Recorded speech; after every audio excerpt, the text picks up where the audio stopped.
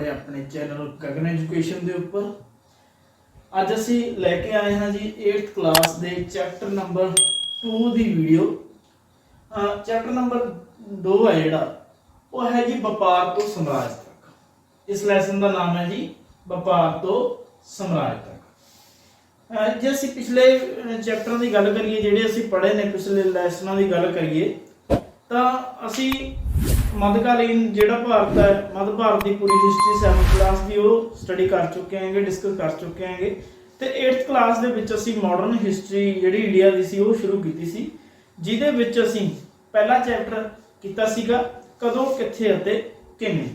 ਕਿ ਕਿਹੜੇ ਉਹਦੇ ਵਿੱਚ ਅਸੀਂ ਪੜ੍ਹਿਆ ਸੀਗਾ ਕਿ 8th ਚੈਪਟਰ ਦੇ ਵਿੱਚ ਅਸੀਂ ਕੀ ਪੜ੍ਹਨਾ ਦਾ ਬੇਸ ਜਿਹੜਾ ਬਣਾਇਆ ਸੀ ਅਸੀਂ।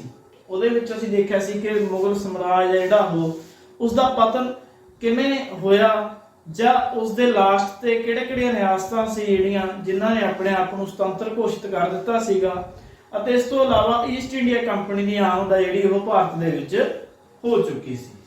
ਤਾਂ ਅੱਜ ਅਸੀਂ ਉਸੇ ਚੀਜ਼ ਨੂੰ ਕੰਟੀਨਿਊ ਕਰਦੇ ਹੋਏ ਪੜਾਂਗੇ ਕਿ ਈਸਟ ਇੰਡੀਆ ਕੰਪਨੀ ਜਦੋਂ ਭਾਰਤ ਦੇ ਵਿੱਚ ਆ ਚੁੱਕੀ ਸੀ ਤਾਂ ਉਸ ਦੇ ਆਉਣ ਦੇ ਨਾਲ ਕਿਸ ਤਰ੍ਹਾਂ ਦਾ ਜਿਹੜਾ এনवायरमेंट ਹੈ ਉਹ ਇੰਡੀਆ ਦੇ ਵਿੱਚ ਕ੍ਰੀਏਟ ਹੋਇਆ ਸੀਗਾ, ਕੀ ਸੰਘਰਸ਼ ਉਸ ਨੂੰ ਭਾਰਤ ਦੇ ਵਿੱਚ ਆਪਣੇ ਪੈਰ ਜਮਾਉਣ ਦੇ ਲਈ ਕਰਨਾ ਪਿਆ, ਜਾਂ ਈਸਟ ਇੰਡੀਆ ਕੰਪਨੀ ਦੇ ਆਉਣ ਦਾ ਦੂਸਰੇ ਯੂਰਪੀਅਨ ਜਿਹੜੇ ਦੇਸ਼ ਨੇ ਜਿਹੜੇ ਵਪਾਰ ਕਰਦੇ ਸੀ ਉਹਨਾਂ ਤੇ ਕੀ ਅਸਰ ਪਿਆ, ਤੇ ਭਾਰਤ ਦੀ ਰਾਜਨੀਤੀ ਦੇ ਉੱਪਰ ਇਸ ਦਾ ਕੀ ਪ੍ਰਭਾਵ ਪਿਆ।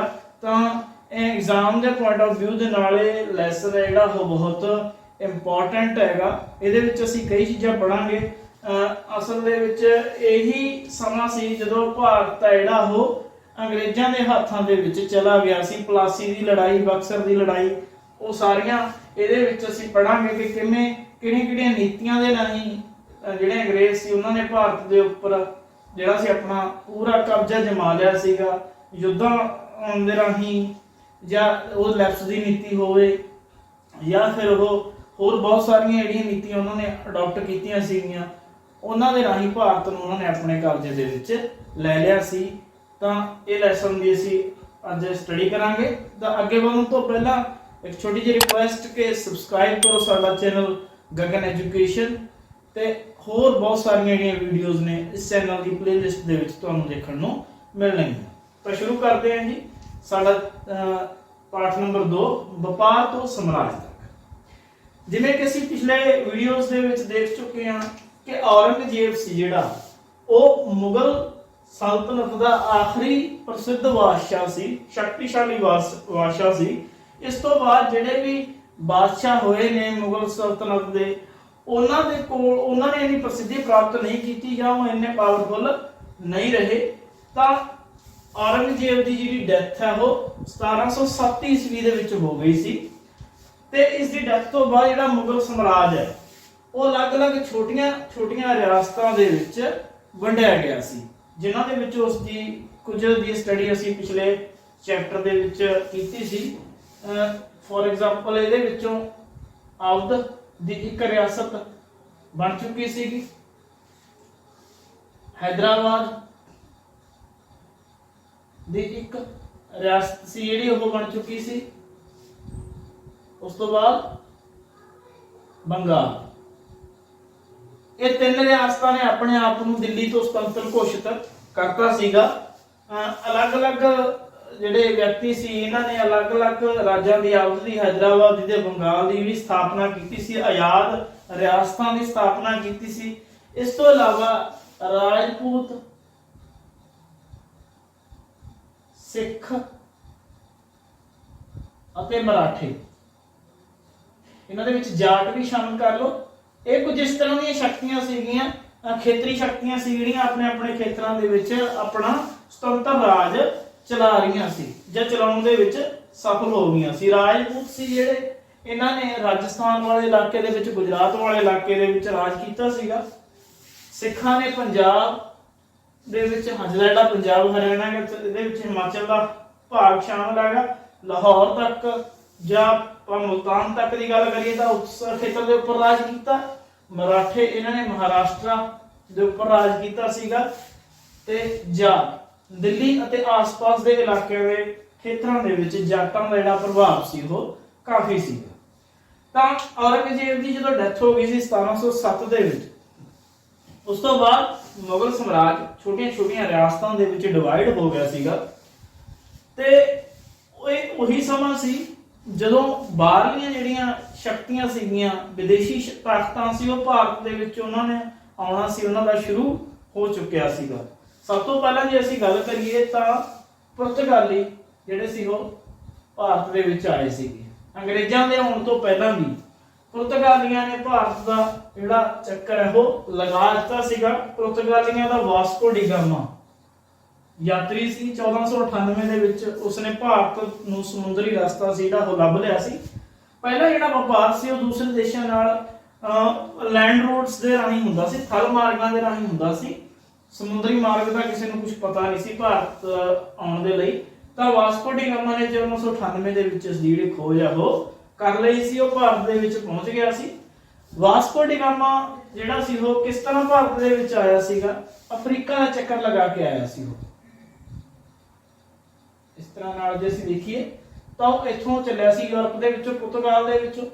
ਇਹ ਜਿਹੜੀ ਕੇਪ ਆਫ ਗੁੱਡ ਹੋਪ ਹੈ, Cape of Good Hope Africa ਦਾ ਇੱਕ ਸਥਾਨ ਹੈਗਾ।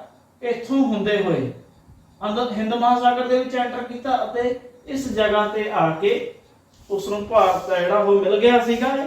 ਵਾਸਕੋ ਡੀ ਗਾਮਾ ਤੋਂ ਪਹਿਲਾਂ ਇੱਕ ਵਿਅਕਤੀ ਹੋਰ ਵੀ ਸੀ ਜਿਸ ਨੇ ਭਾਰਤ ਆਉਣ ਦੀ ਹਿੰਮਤ ਕੀਤੀ ਸੀਗੀ, ਪਰ ਉਹ ਕੇਪ ਆਫ ਗੁੱਡ ਹੋਪ ਤੱਕ ਆ ਕੇ ਇੱਥੋਂ ਵਾਪਸ ਚਲਾ ਗਿਆ ਸੀ ਤੇ ਉਹ ਸੀਗਾ ਜੀ ਬਾਰਥੋਲੋਜ਼ੋ Diaz. ਬਾਰਥੋਲੋਜ਼ੋ Diaz cape of Good hop ਤੱਕ ਆਇਆ ਸੀ ਤੇ ਉਸ ਤੋਂ ਬਾਅਦ ਵਾਸਕੋ ਡੀ ਗਾਮਾ ਨੇ ਇਸ ਰਸਤੇ ਦੀ ਜਿਹੜੀ ਖੋਜ ਆ ਉਹ ਕਰ ਲਈ ਸੀ। ਤਾਂ ਅਸੀਂ ਇੰਗਲਿਸ਼ ਈਸਟ ਇੰਡੀਆ ਕੰਪਨੀ ਦੀ ਗੱਲ ਕਰਦੇ ਹਾਂ, ਬ੍ਰਿਟਿਸ਼ ਦੀ ਗੱਲ ਕਰਦੇ ਹਾਂਗੇ। ਈਸਟ ਇੰਡੀਆ ਕੰਪਨੀ ਦੀ ਅਸੀਂ ਗੱਲ ਕਰੀਏ ਇੰਗਲਿਸ਼ ਦੀ, ਤਾਂ ਜਿਹੜੀ ਸਥਾਪਨਾ ਸੀ ਉਹ 1600 ਈਸਵੀ ਦੇ ਵਿੱਚ ਹੋਈ ਸੀ।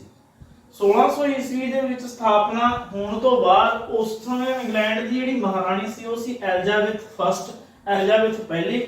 ਉਹਨਾਂ ਤੋਂ ਇਹਨਾਂ ਨੇ ਇੱਕ ਚਾਰਟਰ ਲੈ ਲਿਆ ਸੀ। ਚਾਰਟਰ ਕੀ ਹੁੰਦਾ ਹੈਗਾ? ਇਜਾਜ਼ਤ, ਪਰਮਿਸ਼ਨ ਹੁੰਦੀ ਹੈਗੀ, ਇੱਕ ਪਰਮਿਸ਼ਨ ਲੈ ਲਈ ਸੀ ਕਿ ਪੂਰਬ ਦੇ ਵਿੱਚ ਜਿਹੜਾ ਵਪਾਰ ਹੈਗਾ, ਵਪਾਰ ਕਰਨ ਦਾ ਏਕਾਧਿਕਾਰ ਹੈ ਉਹ ਸਿਰਫ ਈਸਟ ਇੰਡੀਆ ਕੰਪਨੀ ਕੋਲੇ ਹੋਊਗਾ, ਇੰਗਲੈਂਡ ਦੀ ਕੋਲੇ। ਉਸ ਤੋਂ ਇਲਾਵਾ ਕੋਈ ਵੀ ਜਿਹੜੀ ਇੰਗਲੈਂਡ ਦੀ ਕੰਪਨੀ ਆ ਉਹ ਪੂਰਬ ਦੇ ਵਿੱਚ ਵਪਾਰ ਨਹੀਂ ਕਰੇਗੀ। ਤਾਂ ਸਮੁੰਦਰੀ ਰਸਤੇ ਦੇ ਥਰੂ ਇਹ ਭਾਰਤ ਦੇ ਵਿੱਚ ਆਏ ਸੀਗੇ। ਜਿਵੇਂ ਅਸੀਂ ਗੱਲ ਕਰ ਚੁੱਕੇ ਹੈਗੇ ਕਿ ਇਹਨਾਂ ਤੋਂ ਪਹਿਲਾਂ ਪੁਰਤਗਾਲੀ ਸੀ ਜਿਹੜੇ ਉਹ ਭਾਰਤ ਦੇ ਵਿੱਚ ਆ ਗਏ ਸੀ ਤੇ ਗੋਆ ਦੇ ਵਿੱਚ ਉਹਨਾਂ ਨੇ ਆਪਣਾ ਇੱਕ ਟਿਕਾਣਾ ਬਣਾ ਲਿਆ ਸੀਗਾ, ਗੋਆ ਦੇ ਵਿੱਚ। ਜੇ ਅਸੀਂ ਗੱਲ ਕਰੀਏ ਤਾਂ ਇਹ ਜਿਹੜਾ ਭਾਰਤ ਦਾ ਅਸੀਂ ਰਫ ਜਿਹਾ ਮੈਪ ਤਿਆਰ ਕਰ ਲੈਂਦੇ, ਠੀਕ ਹੈ। ਇੱਥੇ ਪੁਰਤਗਾਲੀਆਂ ਨੇ ਆਪਣਾ ਜਿਹੜਾ ਟਿਕਾਣਾ ਬਣਾ ਲਿਆ ਸੀਗਾ। ਜਿਹੜਾ ਇਹਨਾਂ ਦਾ ਸੀਗਾ ਅੰਗਰੇਜ਼ਾਂ ਦਾ ਖੇਤਰ ਉਹ ਬੰਗਾਲ ਸੀ, ਬੰਗਾਲ, ਬਿਹਾਰ, ਉੜੀਸਾ, ਇਹ ਖੇਤਰ ਦੇ ਵਿੱਚ ਇਹਨਾਂ ਨੇ ਪਹਿਲਾਂ ਆਪਣੇ ਪੈਰ ਸਥਾਪਿਤ ਕੀਤੇ ਸੀਗੇ। 17ਵੀਂ ਸਦੀ ਤੱਕ ਪੁਰਤਗਾਲੀਆਂ ਤੇ ਅੰਗਰੇਜ਼ਾਂ ਤੋਂ ਇਲਾਵਾ ਫਰਾਂਸੀਸੀ ਅਤੇ ਡੱਚ ਇਹ ਵੀ ਕੰਪੀਟੀਸ਼ਨ ਦੇ ਵਿੱਚ ਸੀਗੇ, ਭਾਰਤ ਦੇ ਵਿੱਚ ਆ ਚੁੱਕੀਆਂ ਸੀ। ਇਹਨਾਂ ਦੀਆਂ ਜਿਹੜੀਆਂ ਕੰਪਨੀਆਂ ਸੀਗੀਆਂ, ਵਪਾਰਕ ਕੰਪਨੀਆਂ, ਉਹ ਵੀ ਭਾਰਤ ਦੇ ਵਿੱਚ ਆ ਚੁੱਕੀਆਂ ਸੀ। ਤਾਂ ਡੱਚ, ਫਰਾਂਸੀਸੀ, ਅੰਗਰੇਜ਼ ਅਤੇ ਪੁਰਤਗਾਲੀ, ਇਹਨਾਂ ਦੇ ਵਿੱਚ ਚਾਰਾਂ ਦੇ ਵਿੱਚ ਕੰਪੀਟੀਸ਼ਨ ਸੀ ਭਾਰਤ ਦੇ ਵਿੱਚ ਕਿ ਕੌਣ ਜ਼ਿਆਦਾ ਤੋਂ ਜ਼ਿਆਦਾ ਵਪਾਰ ਕਰਦਾ ਹੈਗਾ।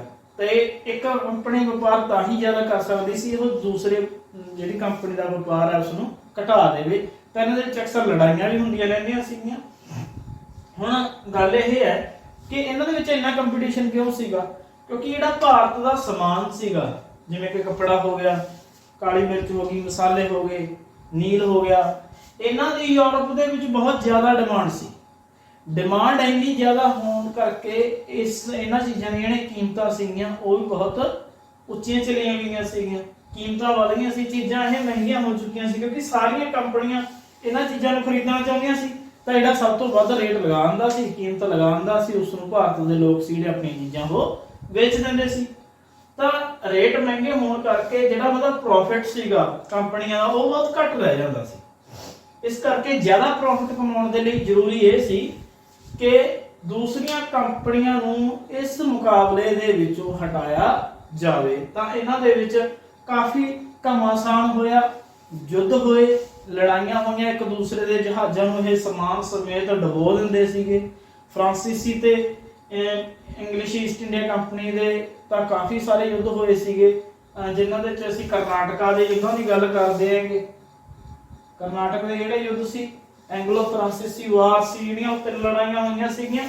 ਤਾਂ ਆਖੀਰ ਦੇ ਵਿੱਚ ਜਿਹੜੇ ਅੰਗਰੇਜ਼ ਸੀ ਉਹ ਜੇਤੂ ਰਹੇ ਸੀ, ਤਾਂ ਉਹਨਾਂ ਨੇ ਵਪਾਰ ਦੇ ਉੱਪਰ ਪੂਰੀ ਤਰ੍ਹਾਂ ਆਪਣਾ ਏਕਾਧਿਕਾਰ ਹੈ ਉਹ ਸਥਾਪਿਤ ਕਰ ਲਿਆ ਸੀ। ਤਾਂ ਇਸ ਤੱਕ ਅਸੀਂ ਪੜ੍ਹਿਆਗਾ ਕਿ ਪੂਰਬ ਦੇ ਵਿੱਚ ਈਸਟ ਇੰਡੀਆ ਕੰਪਨੀ ਜਿਹੜੀ ਉਹ ਕਿਵੇਂ ਆਈ। ਸਥਾਪਨਾ 1600 ਈਸਵੀ ਦੇ ਵਿੱਚ ਮਹਾਰਾਣੀ ਐਲਿਜ਼ਾਬੈਥ ਪਹਿਲੀ ਦੇ ਸਮੇਂ ਤੋਂ ਚਾਰਟਰ ਇਹਨਾਂ ਨੇ ਲੈ ਲਿਆ ਸੀ, ਪਰਮਿਸ਼ਨ ਲੈ ਲਿਆ ਸੀ, ਪੂਰਬ ਦੇ ਵਿੱਚ ਵਪਾਰ ਕਰਨ ਦਾ ਏਕਾਧਿਕਾਰ ਮਿਲ ਗਿਆ ਸੀ ਕਿ ਇੰਗਲੈਂਡ ਦੀ ਹੋਰ ਕੋਈ ਵੀ ਕੰਪਨੀ ਪੂਰਬ ਦੇ ਵਿੱਚ ਵਪਾਰ ਨਹੀਂ ਕਰੇਗੀ। ਪਰ ਇਹਨਾਂ ਤੋਂ ਇਲਾਵਾ ਪੁਰਤਗਾਲੀ, ਫਰਾਂਸੀਸੀ ਅਤੇ ਡੱਚ ਜਿਹੜੀਆਂ ਈਸਟ ਇੰਡੀਆ ਕੰਪਨੀ ਸੀਗੀਆਂ ਉਹ ਵੀ ਭਾਰਤ ਦੇ ਵਿੱਚ ਪਹੁੰਚ ਚੁੱਕੀਆਂ ਸੀਗੀਆਂ। ਤਾਂ ਅਖੀਰ ਦੇ ਵਿੱਚ ਜਿਹੜੀ ਅੰਗਰੇਜ਼ ਨੇਗੇ, ਈਸਟ ਇੰਡੀਆ ਕੰਪਨੀ ਹੈ, ਉਹ ਦੂਸਰੀਆਂ ਕੰਪਨੀਆਂ ਤੇ ਹਾਵੀ ਰਹੀ ਸੀ। ਤਾਂ ਹੁਣ ਅਸੀਂ ਸ਼ੁਰੂ ਕਰਦੇ ਹਾਂ ਜੀ ਕਿ ਈਸਟ ਇੰਡੀਆ ਕੰਪਨੀ ਨੇ ਬੰਗਾਲ ਦੇ ਵਿੱਚ ਵਪਾਰ ਹੈ ਜਿਹੜਾ ਉਹ ਕਿਵੇਂ ਸ਼ੁਰੂ ਕੀਤਾ। ਹੁਣ ਬੰਗਾਲ ਦੇ ਵਿੱਚ ਵਪਾਰ ਸ਼ੁਰੂ ਕਰਨ ਦੇ ਲਈ ਉਹਨਾਂ ਨੂੰ ਸੀ ਕਿ ਬੰਗਾਲ ਦੇ ਵਿੱਚ ਇੱਕ ਫੈਕਟਰੀ ਸਥਾਪਿਤ ਕਰਨ ਜਾਂ ਉੱਥੇ ਥੋੜਾ ਜਿਹਾ ਰਹਿਣ ਲੱਗਣ, ਤਾਂ ਕਿ ਉਹਨਾਂ ਦਾ ਕੰਮ ਆਉਣ ਵਾਲੇ ਸਮੇਂ ਦੇ ਲਈ ਸੌਖਾ ਹੋ ਜਾਏ। ਤਾਂ ਪਹਿਲੀ ਇੰਗਲਿਸ਼ ਫੈਕਟਰੀ ਸੀ ਜਿਹੜੀ ਉਹ 1651 ਦੇ ਵਿੱਚ ਹੁਗਲੀ ਨਦੀ ਦੇ ਕਿਨਾਰੇ ਬੰਗਾਲ ਦੇ ਵਿੱਚ ਸਥਾਪਿਤ ਕੀਤੀ ਗਈ ਇੰਗਲਿਸ਼ ਈਸਟ ਇੰਡੀਆ ਕੰਪਨੀ ਵੱਲੋਂ। ਪਹਿਲੀ ਫੈਕਟਰੀ ਕਦੋਂ ਸਥਾਪਿਤ ਕੀਤੀ ਗਈ? 1651 ਦੇ ਵਿੱਚ। ਇਹਦੇ ਵਿੱਚ ਇੱਕ ਸ਼ਬਦ ਆਉਂਦਾ ਜੀ ਫੈਕਟਰ ਉਹਨਾਂ ਵਪਾਰੀਆਂ ਨੂੰ ਕਿਹਾ ਜਾਂਦਾ ਸੀ ਜਿਹੜੇ ਕਿ ਉਸ ਫੈਕਟਰੀਆਂ ਦੇ ਵਿੱਚ ਕੰਮ ਕਰਦੇ ਸੀ। ਅੰਗਰੇਜ਼ੀ ਫੈਕਟਰੀਆਂ ਦੇ ਵਿੱਚ ਕੰਮ ਕਰਨ ਵਾਲੇ ਵਪਾਰੀਆਂ ਨੂੰ ਫੈਕਟਰ ਕਿਹਾ ਜਾਂਦਾ ਸੀ। ਤਾਂ ਜਦੋਂ ਇਹਨਾਂ ਨੇ ਇੱਕ ਆਪਣੀ ਫੈਕਟਰੀ ਸਥਾਪਿਤ ਕਰ ਲਈ ਤਾਂ ਹੌਲੀ ਹੌਲੀ ਇਹਨਾਂ ਨੇ ਵਪਾਰ ਹੈ ਜਿਹੜਾ ਉਹ ਵਧਾਉਣਾ ਸ਼ੁਰੂ ਕਰਤਾ। ਤੇ 1696 ਦੇ ਵਿੱਚ ਜਿਹੜੀ ਵੀ ਆਬਾਦੀ ਉੱਥੇ ਰਹਿ ਰਹੀ ਸੀ ਹੁਗਲੀ ਨਦੀ ਦੇ ਆਸ-ਪਾਸ, ਉਸ ਆਬਾਦੀ ਦੇ ਚਾਰੇ ਪਾਸੇ ਇਹਨਾਂ ਨੇ ਕਿਲੇ ਦਾ ਨਿਰਮਾਣ ਕਰਨਾ ਸ਼ੁਰੂ ਕਰਤਾ ਤਾਂ ਕਿ ਜਿਹੜਾ ਆਪਣੇ ਕਬਜ਼ੇ ਅਧੀਨ ਜਗ੍ਹਾ ਹੈਗਾ ਉਸ ਨੂੰ ਵਧਾਇਆ ਜਾ ਸਕੇ। ਉਸ ਤੋਂ ਬਾਅਦ ਹੌਲੀ ਹੌਲੀ ਕਿਲੇ ਦਾ ਨਿਰਮਾਣ ਕਰੀ ਗਏ। ਕਿਲੇ ਦਾ ਨਿਰਮਾਣ ਕਰਦੇ ਕਰਦੇ 2 ਸਾਲ ਬਾਅਦ ਇਹਨਾਂ ਨੇ ਕੀ ਕੀਤਾ, ਜਿਹੜੇ ਮੁਗਲ ਅਫਸਰ ਸੀਗੇ, ਮੁਗਲ ਅਫਸਰਾਂ ਨੂੰ ਰਿਸ਼ਵਤ ਦੇ ਕੇ 3 ਪਿੰਡ ਸੀ ਉਹਨਾਂ ਦੀ ਜ਼ਮੀਂਦਾਰੀ ਖਰੀਦ ਲਈ ਸੀਗੀ। ਜ਼ਮੀਂਦਾਰੀ ਖਰੀਦ ਲਈ ਮਤਲਬ ਕਿ 3 ਪਿੰਡਾਂ ਤੋਂ ਹੁਣ ਮਿਲਣ ਵਾਲਾ ਟੈਕਸ ਕਿਹਨਾਂ ਦੇ ਕੋਲ ਜਾਣ ਲੱਗ ਗਿਆ ਸੀਗਾ? ਅੰਗਰੇਜ਼ਾਂ ਦੇ ਕੋਲੇ ਜਾਣ ਲੱਗ ਗਿਆ ਸੀ।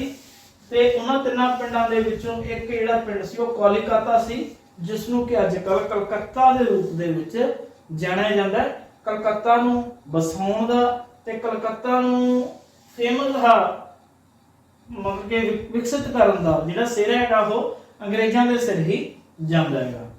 ਉਸ ਤੋਂ ਬਾਅਦ ਇਹਨਾਂ ਨੇ ਔਰੰਗਜ਼ੇਬ ਜਿਹੜਾ ਮੁਗਲ ਬਾਦਸ਼ਾਹ ਸੀਗਾ, ਆਖਰੀ ਪ੍ਰਸਿੱਧ ਮੁਗਲ ਬਾਦਸ਼ਾਹ, ਕਿਉਂਕਿ 1707 ਤੋਂ ਪਹਿਲਾਂ ਦੀਆਂ ਇਹ ਗੱਲਾਂ ਨੇ ਸਾਰੀਆਂ, ਤਾਂ ਉਸ ਤੋਂ ਇਹਨਾਂ ਨੇ ਵਪਾਰ ਕਰਨ ਦੀ ਆਗਿਆ ਲੈ ਲਈ ਸੀ ਬਿਨਾਂ ਟੈਕਸ ਦਿੱਤੇ।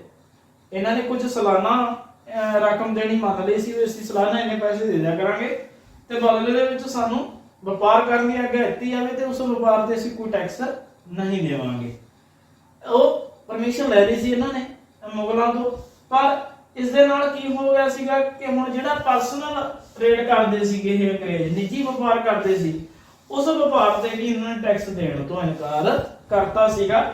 ਜੇ ਅੰਗਰੇਜ਼ਾਂ ਦਾ ਅਤੇ ਭਾਰਤੀ ਸ਼ਾਸਕਾਂ ਦਾ ਜਿਹੜਾ ਮੇਨ ਕਨਫਲਿਕਟ ਹੈਗਾ, ਲੜਾਈ ਹੈ, ਉਹ ਕਿਸ ਚੀਜ਼ ਤੋਂ ਸ਼ੁਰੂ ਹੋਈ ਸੀ? ਇਸੇ ਚੀਜ਼ ਤੋਂ ਸ਼ੁਰੂ ਹੋਈ ਸੀ ਕਿ ਉਹ ਟੈਕਸ ਨਹੀਂ ਦੇ ਰਹੇ ਸੀ ਵਪਾਰ ਦੇ ਉੱਪਰ, ਜਿਹਦੇ ਨਾਲ ਜਿਹੜਾ ਖਜ਼ਾਨਾ ਹੈਗਾ ਉਸ ਨੂੰ ਬਹੁਤ ਜ਼ਿਆਦਾ ਨੁਕਸਾਨ ਹੋ ਰਿਹਾ ਸੀ। ਤੇ ਜਿਹੜੇ ਬੰਗਾਲ ਦੇ ਸ਼ਾਸਕ ਸੀ ਜਿਵੇਂ ਕਿ ਸਿਰਾਜੁਦੌਲਾ, ਉਹ ਇਹਨਾਂ ਚੀਜ਼ਾਂ ਨੂੰ ਸਹਿਣ ਨਹੀਂ ਕਰ ਪਾ ਰਹੇ ਸੀਗੇ।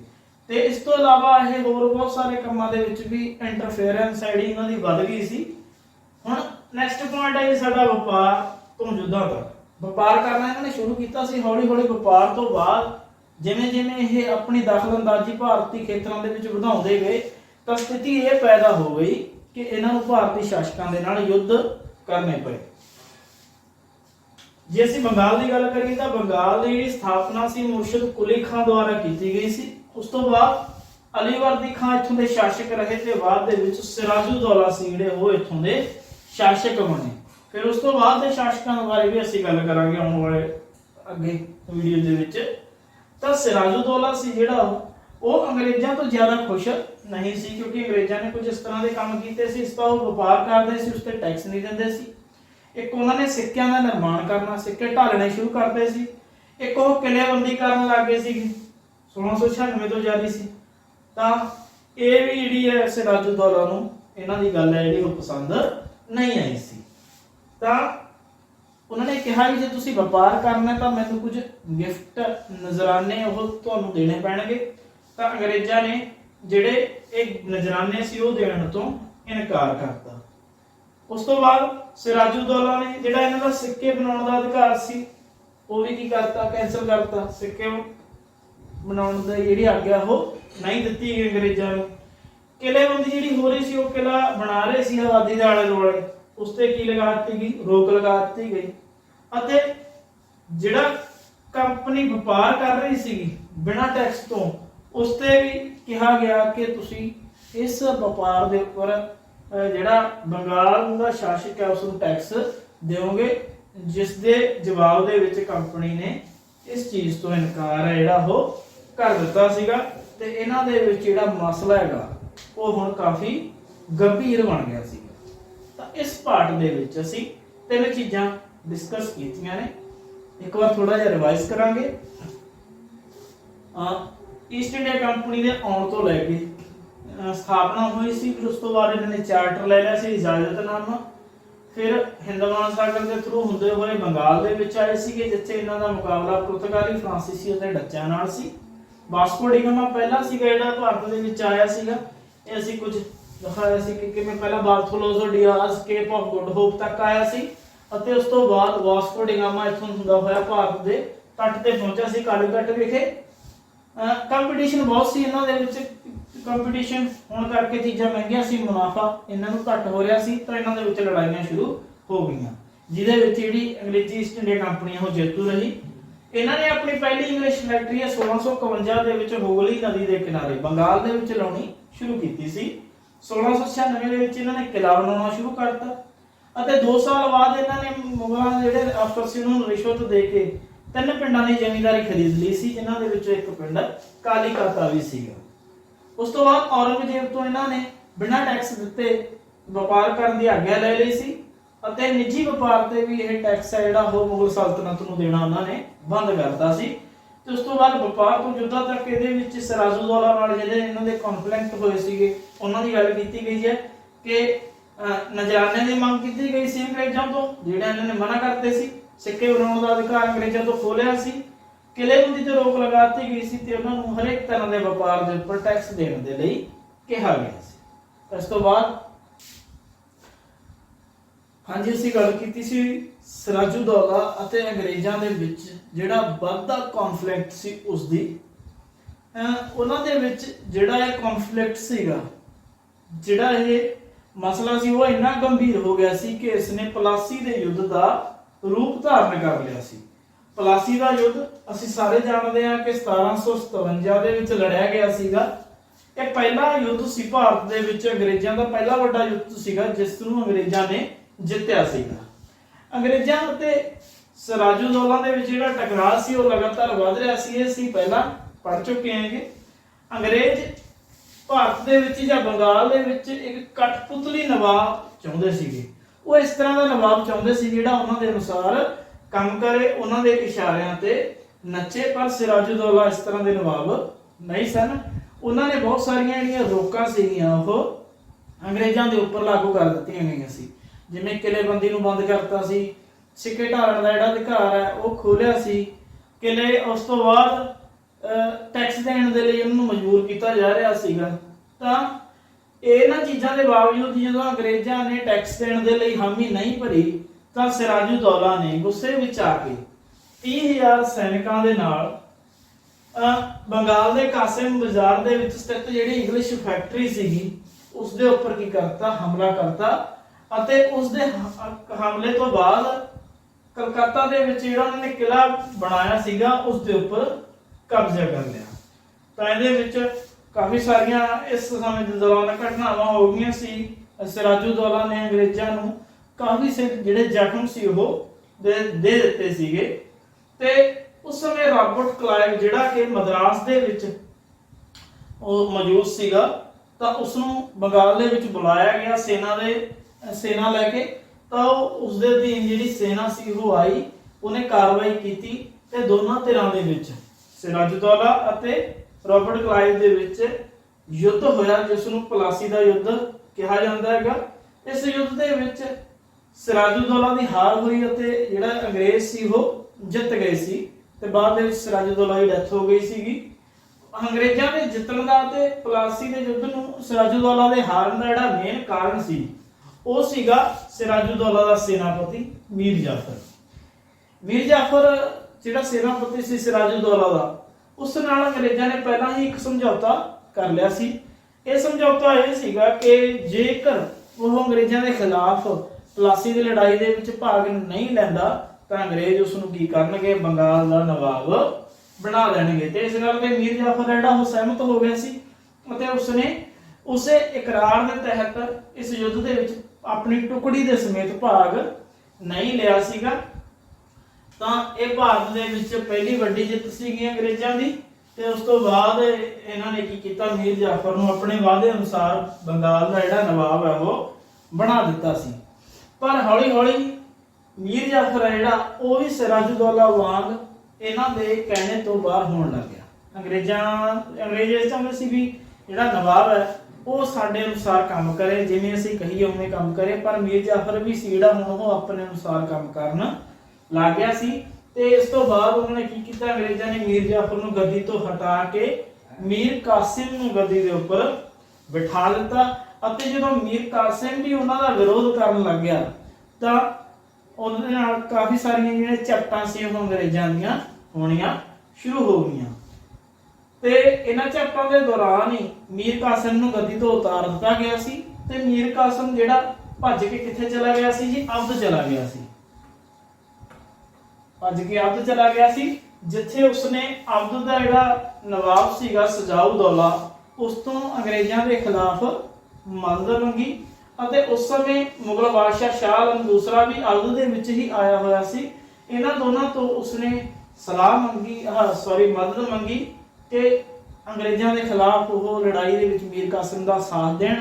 ਇਹ ਦੋਨੋਂ ਉਸ ਦਾ ਸਾਥ ਦੇਣ ਲਈ ਤਿਆਰ ਹੋ ਗਏ। ਤੇ ਤਿੰਨਾਂ ਦੀਆਂ ਸੈਨਾਵਾਂ ਸੀ ਜਿਹੜੀਆਂ ਮੀਰ ਕਾਸਿਮ, ਸਜਾਉਦੌਲਾ ਤੇ ਮੁਗਲ ਬਾਦਸ਼ਾਹ ਸ਼ਾਹ ਆਲਮ ਦੂਜੇ ਦੀਆਂ ਜਿਹੜੀਆਂ ਸੈਨਾਵਾਂ ਸੀਗੀਆਂ ਉਹ ਬਕਸਰ ਦੇ ਮੈਦਾਨ ਦੇ ਵਿੱਚ ਅੰਗਰੇਜ਼ਾਂ ਦੇ ਖਿਲਾਫ ਲੜਾਈ ਦੇ ਲਈ ਆ ਗਈਆਂ।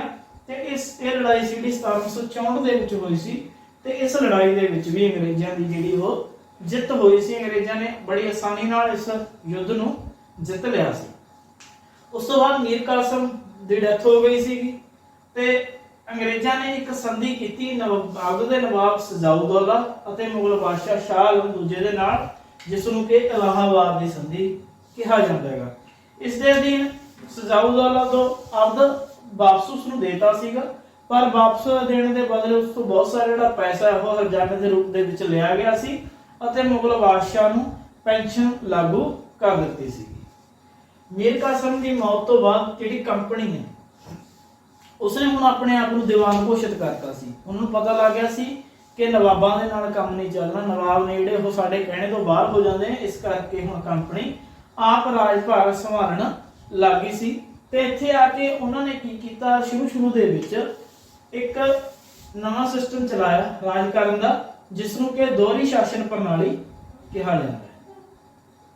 ਦੋਹਰੀ ਸ਼ਾਸਨ ਪ੍ਰਣਾਲੀ ਕਿਹਾ ਜਾਂਦਾ ਹੈਗਾ।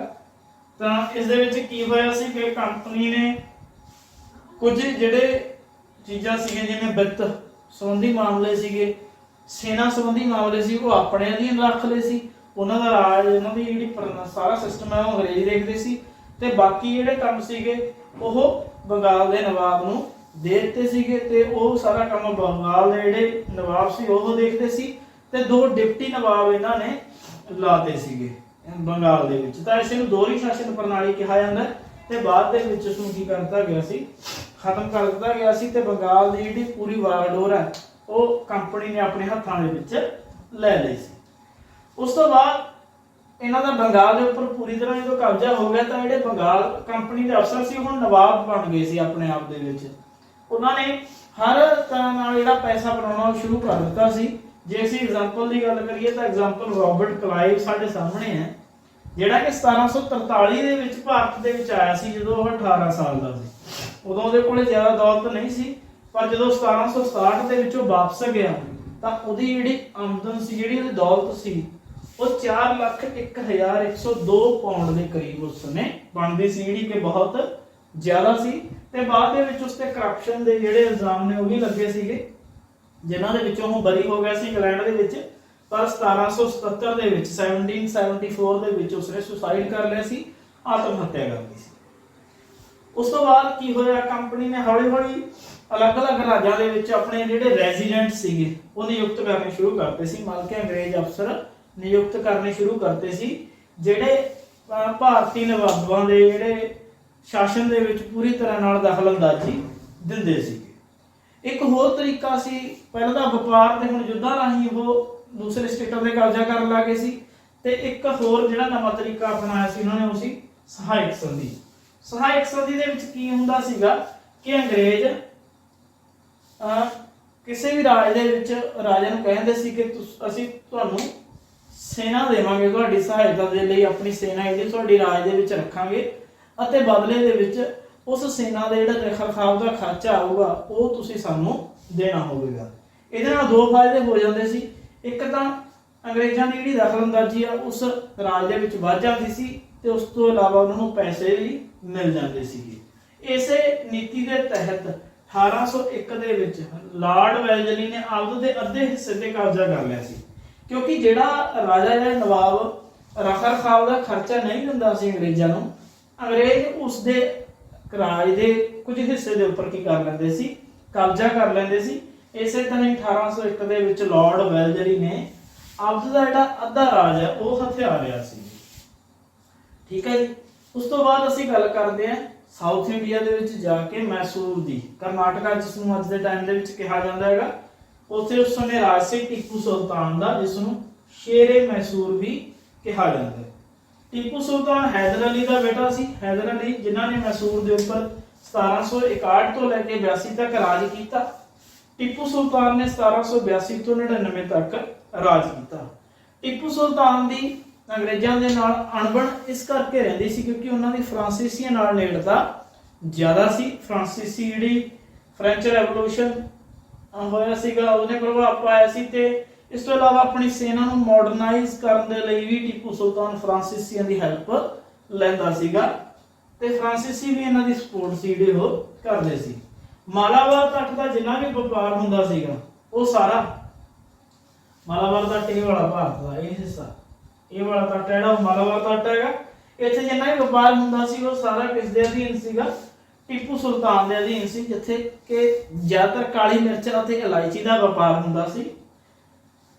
ਤਾਂ ਸਮਾਂ ਇਹ ਆ ਗਿਆ ਸੀ ਕਿ ਜਿਹੜਾ ਟੀਪੂ ਸੁਲਤਾਨ ਹੈ ਉਸਨੇ ਕੀ ਕੀਤਾ, 1785 ਦੇ ਵਿੱਚ ਉਸਦੇ ਅਧੀਨ ਜਿੰਨੀਆਂ ਵੀ ਬੰਦਰਗਾਹਾਂ ਸੀ ਉਹਨਾਂ ਦੇ ਉੱਪਰ ਚੰਦਨ ਦੀ ਲੱਕੜ, ਕਾਲੀ ਮਿਰਚ ਅਤੇ ਇਲਾਇਚੀ ਦਾ ਜਿਹੜਾ ਨਿਰਯਾਤ ਹੁੰਦਾ ਸੀਗਾ, ਜਿਹੜੀ ਬਾਹਰ ਜਾਂਦੀ ਸੀ, ਉਸ ਤੇ ਰੋਕ ਲਾਤੀ ਵੀ ਇੱਥੋਂ ਮੇਰੀਆਂ ਬੰਦਰਗਾਹਾਂ ਤੋਂ ਕਾਲੀ ਮਿਰਚ, ਚੰਦਨ ਦੀ ਲੱਕੜ ਅਤੇ ਇਲਾਇਚੀ ਬਾਹਰ ਨਹੀਂ ਜਾਵੇਗੀ, ਜਿਹਦੇ ਨਾਲ ਜਿਹੜਾ ਅੰਗਰੇਜ਼ ਸੀ ਉਹਨਾਂ ਨੂੰ ਬਹੁਤ ਜ਼ਿਆਦਾ ਨੁਕਸਾਨ ਹੋਣ ਲੱਗ ਗਿਆ ਸੀ। ਤੇ ਉਹਨਾਂ ਨੇ ਟੀਪੂ ਸੁਲਤਾਨ ਦੀ ਜਿਹੜੀ ਵਿਰੋਧਤਾ ਕਰਨੀ ਸ਼ੁਰੂ ਕਰਤੀ ਸੀ।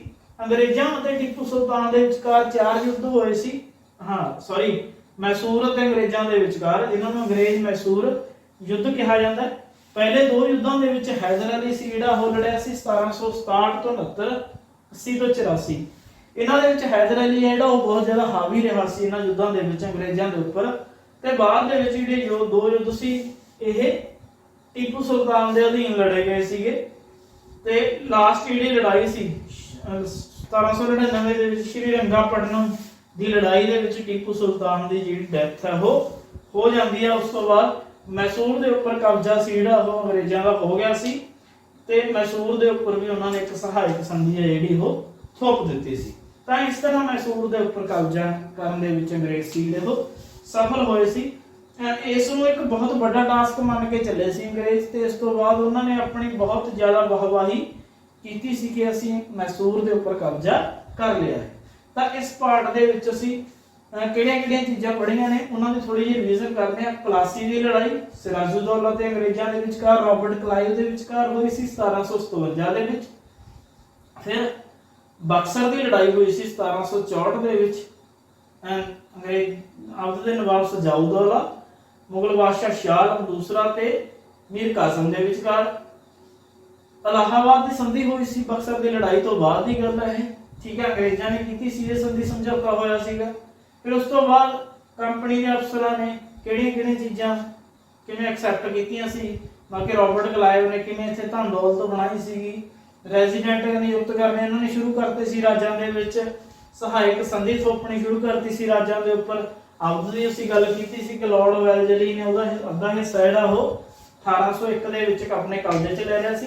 ਫਿਰ ਅਸੀਂ ਟੀਪੂ ਸੁਲਤਾਨ ਦੀ ਗੱਲ ਕੀਤੀ ਜਿਹੜਾ ਕਿ ਮੈਸੂਰ ਦੇ ਉੱਪਰ ਉਸ ਸਮੇਂ ਰਾਜ ਕਰਦਾ ਸੀ ਤੇ ਸ਼੍ਰੀਰੰਗਾਪਟਨਮ ਦੇ ਵਿੱਚ ਉਸਦੀ ਅੰਗਰੇਜ਼ਾਂ ਦੇ ਨਾਲ ਲੜਦੇ ਹੋਏ ਡੈਥ ਹੋ ਗਈ ਸੀ। ਜੇ ਅਸੀਂ ਇਸ ਤੋਂ ਬਾਅਦ ਗੱਲ ਕਰਦੇ ਹਾਂ ਮਰਾਠਾ ਯੁੱਧ ਦੀ, ਮੈਸੂਰ ਦੇ ਉੱਪਰ ਕਬਜ਼ਾ ਹੋ ਚੁੱਕਿਆ ਸੀ ਅੰਗਰੇਜ਼ਾਂ ਦਾ। ਸ਼੍ਰੀਰੰਗਾਪਟਨਮ ਦੀ ਲੜਾਈ ਦੇ ਵਿੱਚ ਟੀਪੂ ਸੁਲਤਾਨ ਦੀ ਡੈਥ ਤੋਂ ਬਾਅਦ ਮੈਸੂਰ ਦੇ ਉੱਪਰ ਸਹਾਇਕ ਸੰਧੀ ਹੈ ਜਿਹੜੀ ਉਹ ਲਾਗੂ ਕਰ ਦਿੱਤੀ ਗਈ ਸੀ ਅੰਗਰੇਜ਼ਾਂ ਦੇ ਦੁਆਰਾ, ਅਤੇ ਇਸ ਤੋਂ ਬਾਅਦ ਉਹਨਾਂ ਦਾ ਜਿਹੜਾ ਰੁਖ ਹੋ ਰਿਹਾ ਸੀ ਉਹ ਮਰਾਠਿਆਂ ਵੱਲ ਹੋ ਚੁੱਕਿਆ ਸੀ। ਹੁਣ ਮਰਾਠਿਆਂ ਦੇ ਨਾਲ ਉਹਨਾਂ ਦੀਆਂ ਜਿਹੜੀਆਂ ਲੜਾਈਆਂ ਸੀ ਉਹ ਸ਼ੁਰੂ ਹੋ ਚੁੱਕੀਆਂ ਸੀ, ਕਿਉਂਕਿ ਉਹ ਮਹਾਰਾਸ਼ਟਰ ਦਾ ਜਿਹੜਾ ਏਰੀਆ ਸੀ ਉਸ ਦੇ ਉੱਪਰ ਕਬਜ਼ਾ ਕਰਨਾ ਚਾਹੁੰਦੇ ਸੀ। ਮਰਾਠਿਆਂ ਦੇ ਨਾਲ ਛੁੱਟ-ਪੁੱਟ ਲੜਾਈਆਂ ਤੋਂ ਬਾਅਦ ਜਿਹੜਾ ਪਹਿਲਾ ਵੱਡਾ ਯੁੱਧ ਹੋਇਆ ਸੀ ਉਹ 1782 ਦੇ ਵਿੱਚ ਹੋਇਆ ਸੀ, ਜਿਸ ਦੇ ਵਿੱਚ ਅੰਗਰੇਜ਼ਾਂ ਨੇ ਮਰਾਠਿਆਂ ਨੂੰ ਹਰਾਇਆ ਸੀ ਬੁਰੀ ਤਰ੍ਹਾਂ, ਅਤੇ ਸਾਲਾਬਾਈ ਦੀ ਸੰਧੀ ਹੋਈ ਸੀ ਇਸ ਯੁੱਧ ਤੋਂ ਬਾਅਦ, ਜਿਸ ਦੇ ਅਧੀਨ ਕਾਫੀ ਜਿਹੜੀਆਂ ਸ਼ਰਤਾਂ ਸੀ ਅੰਗਰੇਜ਼ਾਂ ਦੀਆਂ ਉਹ ਮਰਾਠਿਆਂ ਨੂੰ ਮੰਨਣੀਆਂ ਪਈਆਂ ਸੀ। ਦੂਸਰਾ ਯੁੱਧ 1803 ਤੋਂ ਲੈ ਕੇ 1805 ਦੇ ਵਿਚਕਾਰ ਹੋਇਆ ਸੀ ਅੰਗਰੇਜ਼ਾਂ ਦੇ ਮਰਾਠਿਆਂ ਦੇ ਵਿਚਕਾਰ, ਅਤੇ ਇਸੇ ਤਰ੍ਹਾਂ ਛੋਟੇ ਜਿਹੜੀਆਂ ਲੜਾਈਆਂ ਇਹਨਾਂ ਦੇ ਵਿਚਕਾਰ ਹੁੰਦੀਆਂ ਰਹਿੰਦੀਆਂ ਸੀ। ਤੇ 1817 ਦੇ ਕਰੀਬ 1817 ਤੋਂ 1819 ਦੇ ਕਰੀਬ ਜਿਹੜੇ ਅੰਗਰੇਜ਼ ਸੀ ਉਹਨਾਂ ਨੇ ਮਰਾਠਿਆਂ ਦੀ ਤਾਕਤ ਨੂੰ ਪੂਰੀ ਤਰ੍ਹਾਂ ਨਾਲ ਕੁਚਲ ਦਿੱਤਾ ਸੀ, ਦਬਾ ਦਿੱਤਾ ਸੀ। ਹੁਣ ਮਰਾਠੇ ਸੀ ਜਿਹੜੇ ਉਹ ਬਿਲਕੁਲ ਸ਼ਾਂਤ ਹੋ ਕੇ ਬੈਠ ਗਏ ਸੀ। ਬਾਅਦ ਦੇ ਵਿੱਚ ਉਹਨਾਂ ਨੇ ਫਿਰ ਤਾਕਤ ਇਕੱਠੀ ਕੀਤੀ ਸੀ ਤੇ ਲੜਾਈਆਂ ਲੜੀਆਂ ਸੀਗੀਆਂ। ਤੇ ਇਸੇ ਤਰ੍ਹਾਂ ਹੁਣ ਜਿਹੜੀ ਕੰਪਨੀ ਹੈ ਅੰਗਰੇਜ਼ ਨੇ ਉਹ ਆਪਣੇ ਆਪ ਨੂੰ ਸੁਪਰੀਮ ਸਮਝਣ ਲੱਗੇ ਸੀ, ਸਰਵਉੱਚ ਸਮਝਣ ਲੱਗੇ ਸੀਗੇ।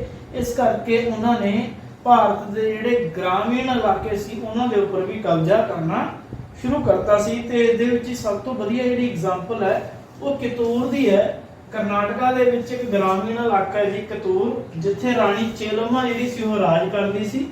ਤਾਂ ਇਸ ਇਲਾਕੇ ਦੇ ਉੱਪਰ ਜਦੋਂ ਅੰਗਰੇਜ਼ਾਂ ਨੇ ਕਬਜ਼ਾ ਕਰਨਾ ਚਾਹਿਆ ਤਾਂ ਰਾਣੀ ਚੇਲਮਾ ਨੇ ਇਸ ਚੀਜ਼ ਦਾ ਵਿਰੋਧ ਕੀਤਾ। ਕਾਫੀ ਸੰਘਰਸ਼ ਇਹਨਾਂ ਦਾ ਅੰਗਰੇਜ਼ਾਂ ਦੇ ਨਾਲ ਚੱਲਿਆ। 1824 ਦੇ ਵਿੱਚ ਰਾਣੀ ਚੇਲਮਾ ਨੂੰ ਗ੍ਰਿਫਤਾਰ ਕਰ ਲਿਆ ਗਿਆ ਤੇ 1829 ਦੇ ਵਿੱਚ ਉਹਨਾਂ ਦੀ ਜੇਲ੍ਹ ਦੇ ਵਿੱਚ ਮੌਤ ਹੋ ਗਈ।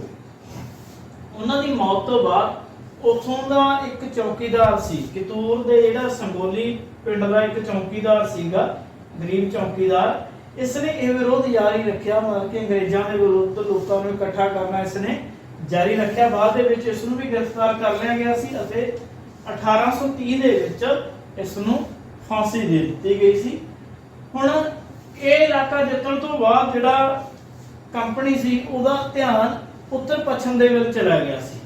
ਭਾਰਤ ਦਾ ਉੱਤਰ ਪੱਛਮੀ ਇਲਾਕਾ ਅਫਗਾਨਿਸਤਾਨ ਦਾ ਇਲਾਕਾ ਸੀ, ਜਿਸ ਦੇ ਉੱਪਰ ਧਿਆਨ ਜਾਣ ਦਾ ਕਾਰਨ ਇਹ ਸੀ ਕਿ ਜਿਹੜਾ ਰਸ਼ੀਆ ਸੀਗਾ ਉਹ ਪੂਰੇ ਵਿਸ਼ਵ ਨੂੰ ਜਿੱਤਦਾ ਹੋਇਆ ਭਾਰਤ ਦੇ ਉੱਤਰ ਪੱਛਮ ਵੱਲ ਵਧ ਰਿਹਾ ਸੀ। ਤੇ ਅੰਗਰੇਜ਼ ਉਸ ਖੇਤਰ ਤੇ ਕਬਜ਼ਾ ਕਰਕੇ ਆਪਣੇ ਆਪ ਨੂੰ, ਆਪਣੀ ਜਿਹੜੀ ਇੰਡੀਆ ਦੀ ਬਾਉਂਡਰੀ ਸੀ ਉਸ ਨੂੰ ਸਿਕਿਉਰ ਕਰਨਾ ਚਾਹੁੰਦੇ ਸੀ। ਉਹ ਨਹੀਂ ਚਾਹੁੰਦੇ ਸੀ ਕਿ ਜਿਹੜਾ ਰਸ਼ੀਆ ਉਹ ਭਾਰਤ ਦੇ ਵਿੱਚ ਦਾਖਲ ਹੋਵੇ। ਤਾਂ ਅੰਗਰੇਜ਼ਾਂ ਦੀਆਂ ਅਫਗਾਨਿਸਤਾਨ ਦੇ ਨਾਲ ਕਈ ਲੜਾਈਆਂ ਹੋਈਆਂ 1832 ਤੋਂ ਲੈ ਕੇ 1842 ਤੱਕ, ਤੇ ਅਖੀਰ ਇਹਨਾਂ ਨੇ ਕਬਜ਼ਾ ਕਰ ਲਿਆ ਜੀ ਅਫਗਾਨਿਸਤਾਨ ਦੇ ਉੱਪਰ 1842 ਦੇ ਵਿੱਚ। ਉਸ ਤੋਂ ਬਾਅਦ 1843 ਦੇ ਵਿੱਚ ਪਾਕਿਸਤਾਨ ਦਾ ਇਲਾਕਾ ਜਿਹੜਾ ਸਿੰਧ ਦਾ ਇਲਾਕਾ ਉਸ ਦੇ ਉੱਪਰ ਅੰਗਰੇਜ਼ਾਂ ਦਾ ਅਧਿਕਾਰ ਹੋ ਗਿਆ ਸੀ। 1839 ਦੇ ਵਿੱਚ ਆਪਾਂ ਜਾਣਦੇ ਹਾਂ ਕਿ ਮਹਾਰਾਜਾ ਰਣਜੀਤ ਸਿੰਘ ਦੀ ਡੈਥ ਹੋ ਗਈ ਸੀ, ਜਿਨ੍ਹਾਂ ਦਾ ਅੰਗਰੇਜ਼ਾਂ ਦੇ ਨਾਲ ਸਮਝੌਤਾ ਸੀ ਕਿ ਸਤਲੁਜ ਤੱਕ ਦਾ ਇਲਾਕਾ ਜਿਹੜਾ ਸੀ ਉਹ ਮਹਾਰਾਜਾ ਰਣਜੀਤ ਸਿੰਘ ਦੇ ਅਧੀਨ ਸੀ, ਅੰਗਰੇਜ਼ ਉਸ ਦੇ ਵਿੱਚ ਇੰਟਰਫੇਅਰ ਨਹੀਂ ਕਰਦੇ ਸੀ। ਪਰ ਇਹਨਾਂ ਦੀ ਡੈਥ ਤੋਂ ਬਾਅਦ ਕਈ ਐਂਗਲੋ ਸਿੱਖ ਜਿਹੜੀਆਂ ਲੜਾਈਆਂ ਉਹ ਲੜੀਆਂ ਗਈਆਂ ਅਤੇ 1849 ਦੇ ਵਿੱਚ ਦੂਜੇ ਐਂਗਲੋ ਸਿੱਖ ਯੁੱਧ ਦੇ ਵਿੱਚ ਅੰਗਰੇਜ਼ਾਂ ਨੇ ਸਿੱਖਾਂ ਨੂੰ ਹਰਾ ਕੇ ਪੰਜਾਬ ਨੂੰ ਜਿੱਤ ਲਿਆ ਸੀ। ਹੁਣ ਪੰਜਾਬ ਆ ਜਿਹੜਾ ਉਹ ਵੀ ਅੰਗਰੇਜ਼ਾਂ ਦੇ ਅਧੀਨ ਹੋ ਗਿਆ ਸੀ। ਇਸ ਤੋਂ ਇਲਾਵਾ ਕਈ ਹੋਰ ਨੀਤੀਆਂ ਅੰਗਰੇਜ਼ਾਂ ਨੇ ਅਪਣਾਈਆਂ ਭਾਰਤ ਨੂੰ ਜਿੱਤਣ ਦੇ ਲਈ, ਜਿਵੇਂ ਅਸੀਂ ਪਹਿਲਾਂ ਗੱਲ ਕਰੀ ਸੀ ਯੁੱਧ ਲੜੇ, ਸਹਾਇਕ ਸੰਧੀ ਦੀ ਨੀਤੀ ਅਪਣਾਈ, ਵਪਾਰ ਦੇ ਨਾਲ ਜਿੱਤਿਆ ਤੇ ਇਸੇ ਤਰ੍ਹਾਂ ਇੱਕ ਨੀਤੀ ਸੀ ਜੀ ਵਿਲੇ ਨੀਤੀ, ਲੈਪਸ ਦੀ ਨੀਤੀ, ਡਾਕਟਰਾਈਨ ਆਫ ਲੈਪਸ, ਜਿਸ ਨੂੰ ਕਿ ਲਾਰਡ ਡਲਹੌਜੀ ਦੁਆਰਾ ਸ਼ੁਰੂ ਕੀਤਾ ਗਿਆ ਸੀ। ਇਹਦੇ ਵਿੱਚ ਇਹ ਚੀਜ਼ ਹੁੰਦੀ ਸੀ ਕਿ ਜੇਕਰ ਕਿਸੇ ਸ਼ਾਸਕ ਦੀ ਡੈਥ ਹੋ ਜਾਂਦੀ ਸੀ ਅਤੇ ਉਸਦੇ ਕੋਈ ਪੁੱਤਰ ਨਹੀਂ ਹੁੰਦਾ ਸੀ ਤਾਂ ਉਹਦਾ ਜਿਹੜਾ ਰਾਜ ਹੈ ਉਹ ਅੰਗਰੇਜ਼ਾਂ ਦੇ ਅਧੀਨ ਚਲਾ ਜਾਂਦਾ ਸੀ, ਕਿਉਂਕਿ ਗੋਦ ਲਏ ਹੋਏ ਪੁੱਤਰ ਨੂੰ ਜਿਹੜੇ ਅੰਗਰੇਜ਼ ਸੀਗੇ ਉਹ ਉਸ ਸ਼ਾਸਕ ਦਾ ਵਾਰਿਸ ਨਹੀਂ ਮੰਨਦੇ ਸੀ। ਇਸ ਨੂੰ ਡਾਕਟਰਾਈਨ ਆਫ ਲੈਪਸ ਕਿਹਾ ਜਾਂਦਾ ਸੀ। ਤਾਂ ਇਸ ਨੀਤੀ ਦੇ ਅਧੀਨ ਅੰਗਰੇਜ਼ਾਂ ਨੇ ਭਾਰਤ ਦੀਆਂ ਬਹੁਤ ਸਾਰੀਆਂ ਰਿਆਸਤਾਂ ਸੀ ਉਹਨਾਂ ਨੂੰ ਆਪਣੇ ਕਬਜ਼ੇ ਦੇ ਵਿੱਚ ਲਿਆ ਸੀ, ਜਿਵੇਂ ਕਿ 1848 ਦੇ ਵਿੱਚ ਸਤਾਰਾ, 1850 ਦੇ ਵਿੱਚ ਸੰਬਲਪੁਰ, 1852 ਦੇ ਵਿੱਚ ਉਦੈਪੁਰ, 1853 ਦੇ ਵਿੱਚ ਨਾਗਪੁਰ ਅਤੇ 1854 ਦੇ ਵਿੱਚ ਝਾਂਸੀ ਨੂੰ ਇਹਨਾਂ ਨੇ ਆਪਣੇ ਕਬਜ਼ੇ ਦੇ ਵਿੱਚ ਲੈ ਲਿਆ ਸੀ। ਝਾਂਸੀ ਬਾਰੇ ਅਸੀਂ ਸਾਰੇ ਜਾਣਦੇ ਹਾਂ ਕਿ ਰਾਣੀ ਲక్ష్ਮੀ ਬਾਈ ਉੱਥੇ ਰਾਜ ਕਰਦੀ ਸੀ। ਉਹਨਾਂ ਨੇ ਅੰਗਰੇਜ਼ਾਂ ਦੇ ਖਿਲਾਫ ਕਾਫੀ ਸੰਘਰਸ਼ ਜਿਹੜਾ ਉਹ ਕੀਤਾ ਸੀ। 1857 ਈਸਵੀ ਦੇ ਵਿਦਰੋਹ ਦੇ ਵਿੱਚ ਬੜੀ ਬਹਾਦਰੀ ਦੇ ਨਾਲ ਉਹ ਲੜੀ ਸੀ ਅੰਗਰੇਜ਼ਾਂ ਦੇ ਵਿਰੁੱਧ।